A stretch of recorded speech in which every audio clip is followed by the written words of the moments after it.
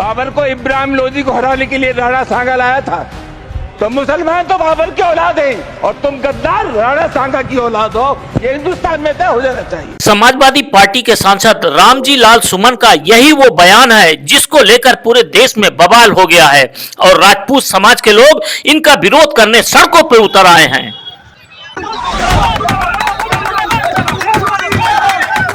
ये मुद्दा है हमारे स्वाभिमान का।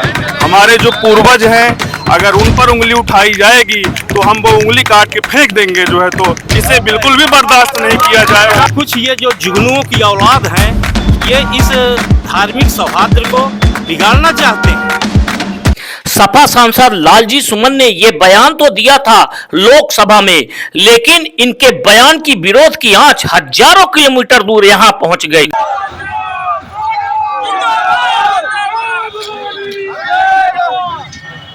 सपा सांसद लालजी सुमन के बयान से आक्रोशित सीधी में रायल राजपूत संगठन के प्रदेश संगठन मंत्री विक्रम सिंह चौहान की अगुवाई में रायल राजपूत संगठन के सैकड़ों कार्यकर्ता और पदाधिकारियों ने पुलिस के लाख विरोध के बावजूद रामजी सुमन के पुतले का दहन कर दिया। समाजवादी पार्टी के सांसद रामजी लाल सुमन के पुतले का दहन करने के बाद रायल राजपूत संगठन के कार्यकर्ताओं और पदाधिकारियों का आक्रोश ठंडा नहीं हो रहा था। ये मुद्दा मेन था जो रामलाल जी सुमन हैं सांसद, उनके द्वारा हमारे राष्ट्र नायक वीर सपूत जिन्होंने हिंदू की और हिंदू लोगों की रक्षा की, उनके विरुद्ध उनके खिलाफ इतना अभद्र टिप्पणी किए हैं। हमको ये लगता है कि ये इनको सांसद किसने बनाया है। ये इस देश में धार्मिक उन्माद फैलाकर अपनी राजनीतिक रोटियां सेकना चाहते हैं। राजनीतिक दलों के लोग भी इसको दलित और राजपूतों की लड़ाई से जोड़ रहे हैं, इस पर क्या कहना चाहेंगे? ये सरासर गलत है। दलित और राजपूत की लड़ाई से जोड़ना, इसको लेना, इस नजरिए से देखना गलत है। ये देश सभी का है। इस देश में हमेशा से एकता अखंडता रही है।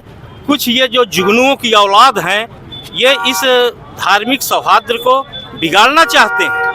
मैं तो ये कहता हूँ कि वह राणा सांगा का अपमान नहीं है और ना राजपूत समाज का अपमान है, वो भारत के महापुरुष का अपमान है।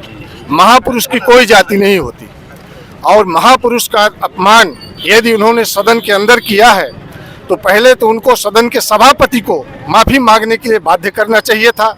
दादा भाई हमारे जो बोल रहे हैं तो उससे सहमत है। आप क्या कहना? बस वही, सभी हिंदुओं को साथ आना चाहिए और जो उनके खिलाफ राम जी सुमन ने बयान दिया है वो घोर निंदनीय है और हम लोग उनका पुतला दहन किए हैं।